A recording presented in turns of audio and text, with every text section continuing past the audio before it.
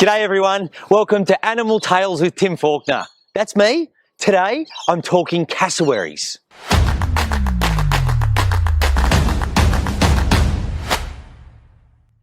Cassowaries are rated as the most dangerous bird on earth, but they're also very interesting. They live throughout the tropical rainforests of North Queensland and Papua New Guinea and West Papua. Cassowaries are living, walking dinosaurs. And when you look at one in locomotion and its physical features, you can appreciate you're looking at a velociraptor. It's lost its teeth, it doesn't eat meats, it feeds on fruits in the forest, but it's a dinosaur and they're some of the oldest birds on earth. Now let's go through some of its physical features. So we start at the crown. The crown is that mass on top of the head, and it's made from the same material as your fingernail. Now a lot of people see it and think it's a horn, it's a weapon, but it's not. It's used to catch sound. Now in a rainforest, cassowaries, there's really thick forest, and when they call, they boom, and it's a big boom, boom. And that crown helps them to catch sound, to be able to hear where other cassowaries are, maybe territorial, male or female calls. Now we come down, there's some beautiful bright coloration on the head and neck, and that gets brighter when it's breeding season. So cassowaries can indicate their health. They can indicate whether they're the top male or a subordinate male by that colour. They've got great eyesight, a big eyeball, and they can really pick colours out, different fruits and berries and things that fall to the ground in the forest. The beak has one purpose. It's not used for pecking, it's not used for fighting, it's used for picking up food. Now if we come down the body, they have feathers, but they're very different than feathers on, let's say, an owl. An owl has light feathers and flight feathers, and flight feathers are used for what they sound like. They're used to fly, but cassowaries are flightless. So the feathers on cassowary are basically to limit their exposure. It means that the feathers can insulate them and keep them warm.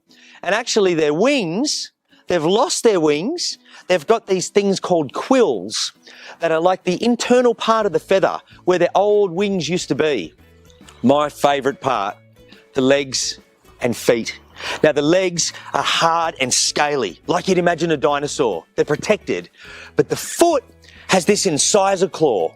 And that's the claw that does all the damage. If a cassowary gets aggressive, it will jump in the air, both feet up, and whack them down. And that incisor claw is what can actually disembowel another cassowary or a human. The cassowaries live in tropical rainforests. It's really dense. They don't build a shelter. They kind of sleep anywhere, but they would pick a spot where there's not much wind, where there's not a creek flowing, where it is quite a stable temperature, and that's where they'll lie down and sleep. But they don't need protection from predators like a lot of other animals do. Things like dingoes would hunt cassowaries if they could, but when a cassowary hits the protection of the thick forest, that is its domain, and it's really safe in there. The habitat of cassowaries are some of the lushest and most beautiful tropical rainforests on Earth. They're a really big bird, and they need a lot of food, and the rainforest provides that. There are about 80 species of plant. Their seeds or their fruits must be eaten by a cassowary and then pooped out so that they can germinate, and they actually grow from cassowary poo on the ground. They're really important in the forest, cassowaries are, because of that role. Now, they eat a seed, it goes through their belly, the fruit comes off and that's what digests, but the seed comes out ready to grow into a plant.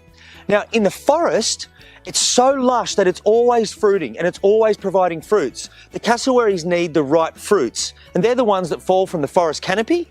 They might be knocked down by a tree kangaroo or a bird, even half eaten, but they hit the ground and that's where the cassowaries eat them. Cassowaries are known to be solitary. This means they tend to be alone most of the time. Now a male will have a territory, and so will females, and the female territories will overlap the males. But they're pretty solitary. When they do encounter each other in the wild, there's a bit of an uneasy truce, unless it's breeding season. And let's talk about breeding. It's really interesting. Females, all they have to do with the chicks is they meet up with the male, they like each other, they mate, and the female lays an egg. And then she goes off and lays an egg in another male's nest and another male's nest, and she might have 5 or 7 different males in an area, and she lays eggs in each of their nests. They do that because for her, representing her genetics, is really important. Why would she lay all of her eggs in one male's nest? And everything is riding on that nest. And if the nest fails, if it gets flooded or it gets eaten, or the chicks don't survive, the female's lost that chance. So to spread her genetics, she lays in different nests. And that means she's hedged her bets, which means that there are so many males that someone will successfully rear her young. But the female doesn't stay around. And the male incubates the eggs. So once he has 4 or 5 eggs under him, he sits on them, just like we know birds do. And he incubates those eggs. His body keeps them warm on the ground. And when the eggs hatch into little chicks and they're brown and got stripes all over them, when they hatch, Dad is their life support system. He keeps them safe. He takes them through the forest and not only feeds them, but he teaches them what to eat. There are so many poisonous plants and fruits in the forest. If a cassowary chick eats the wrong one, just once, it could be dead. So Dad is their protector and guardian. The cassowaries live in tropical rainforests. Do they drink? Sure they do, a lot. The fruits that they eat have a high moisture content, so they do get fluid from their food. However, cassowaries regularly drink, and when they do that, they drop their head down and they scoop with their bottom bill, and they scoop that water up and swallow it whole. The cassowaries are one of the oldest birds on Earth, but they're endangered. In Australia, there are only 1,000 pairs of cassowaries, 2,000 cassowaries in total. It's a really small number. Now, they face threats from domestic dog attack, being run over by cars because people are going too fast, and habitat destruction. They've lost their forest. And the last one is fragmentation. Now, fragmentation is a word that I'll explain. Forests used to be whole. There were no breaks in them.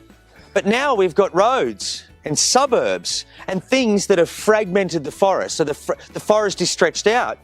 And what do you think that means for a cassowary that has to get from one forest to the other? They have to cross a road, or they go past suburbia where there's dogs. And so now we have 2,000 cassowaries. A lot of people care about them, and a lot of people are working really hard to try and stop their extinction. Now, I have 2 bits of homework for you today. And the first is, I want you to tell me what colour a cassowary's egg is. And please draw it for me. I want a male cassowary standing next to his eggs, 4 or 5 eggs. I almost just said what colour they were, but I didn't. What colour are the cassowary's eggs? And one other thing, cassowaries are a really big bird, but there are others that are bigger. Can you tell me the largest 3 birds on Earth? And because you're so clever, I better qualify that. I mean the largest and the heaviest in their weight. Okay, who weighs the heaviest? Because some birds are taller than a cassowary, but they've got tiny little legs and a really small body, and they're not as big as a cassowary. So I want to know the biggest 3 birds on Earth. Over and out. Good luck with your homework. Thanks everyone for watching. See you next time.